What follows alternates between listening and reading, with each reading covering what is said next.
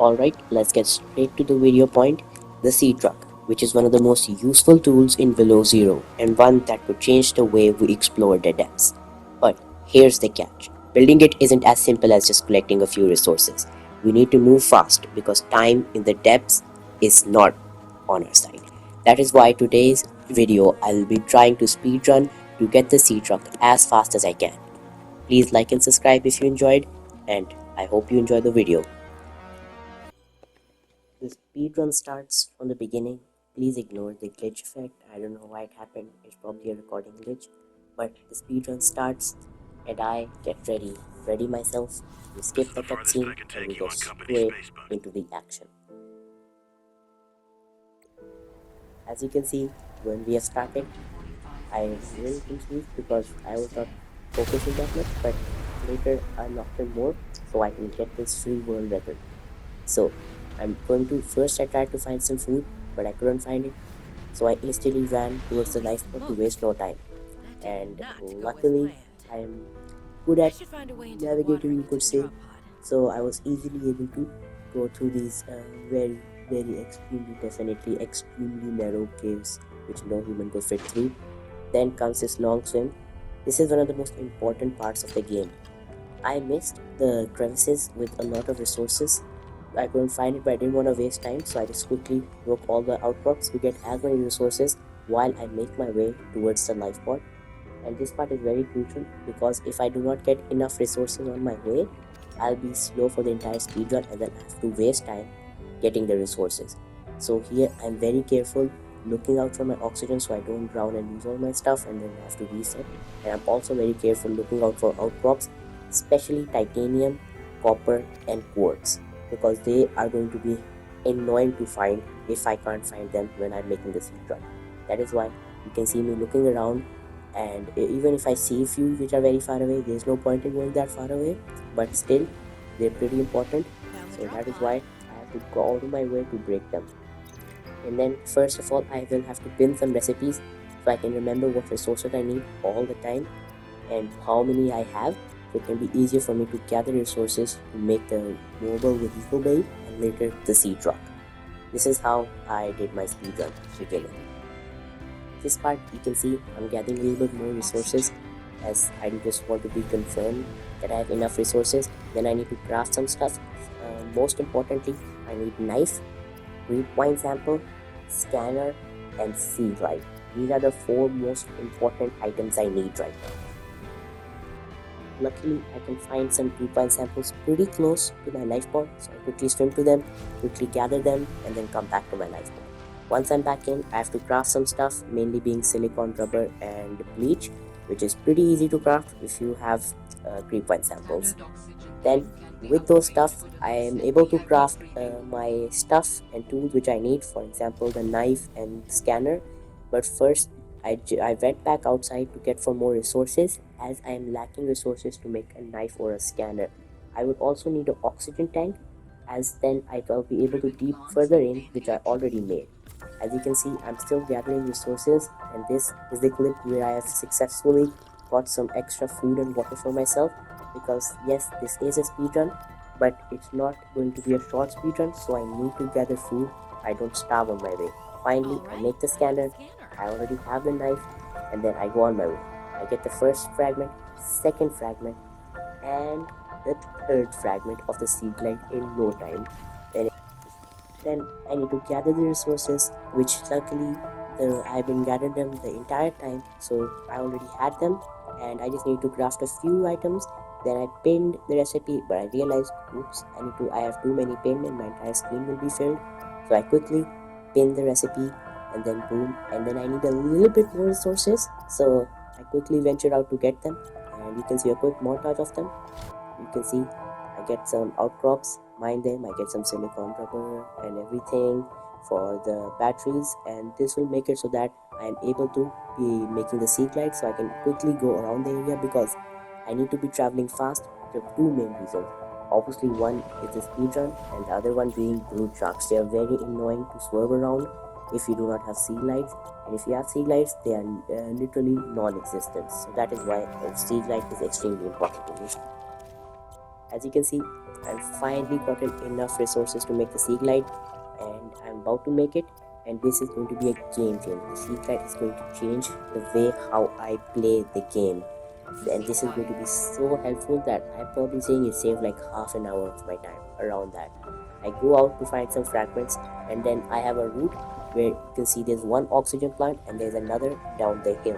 What this route does is that I can stay underwater for almost as long as I want. And here you can see I'm getting all the three fragments I need for the vehicle mobile bay. I also get a single sea truck fragment. That was pretty lucky. I was not expecting it, which really helped me out. Everything's helpful. Right now the speedrun's going great.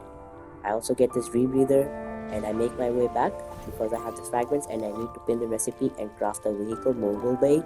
I craft the titanium ingots for the sea truck because I'm confirmed that it's one of the ingredients as I have them written on a piece of paper next to me.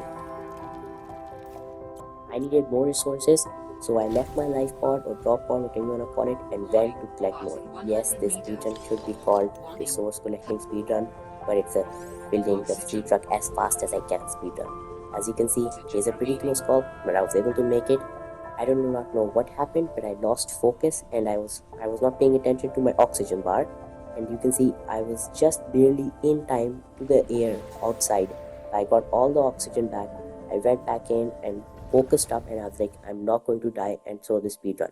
You can see this clip. I'm collecting all the resources in this small cave. I sped it up for you because it's very annoying to watch a slow process and everything. And you can see this is the way back up I did, and this is a pretty slow but fun way.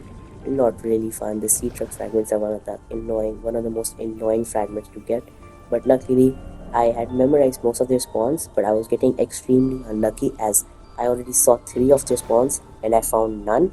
So I was starting to panic that I have to go to the spiral biome, but I was like, no, there's still a few spawns left here, and if I can get lucky, I can get this speedrun in under 40 to 50 minutes, which, spoiler alert, I did.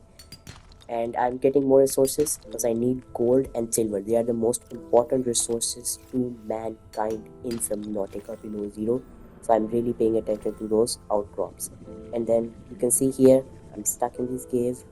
I'm confused where to go. I went in this cave and then I got lost for a bit, but luckily I was able to find my way out. And I was collecting these resources and stuff, and I got many resources, which then helped me later on when I had to build a sea truck. I continue exploring the cave and I find many more resources which I hadn't found, so I'm very thankful that I continued searching and didn't just leave thinking I searched everything. And these resources came in so much handy that they single-handedly saved the speedrun from being the worst speedrun to being at least decent or above average. I finally find the last 2 fragments to make the sea truck, and I'm fully ready to go back to the mobile vehicle bay and craft the sea truck. So I was so excited in my head that I'm actually doing a decent speed run, which is above average, and I was so ready to finish the speed run. Here I struggled with the crafting a little bit, but later I arranged my resources and I have to go back out to get the sea truck fragments. I mean, not the sea truck fragments. What am I saying? To get the resources which I need for the sea truck, I pin it so I know what I need to get, and I start to gathering the resources. Here you can see I'm going to this, you can say, kind of kelp forest, mini kelp forest area, because I needed a little bit more titanium and copper for my stuff, especially being copper, because I needed copper wire. So I'm really badly searching for copper here. So luckily I do find one which was able to be a little helpful to me, but it wasn't super helpful. You can guess why. I'm outside again. I don't even have to say it. I'm outside again.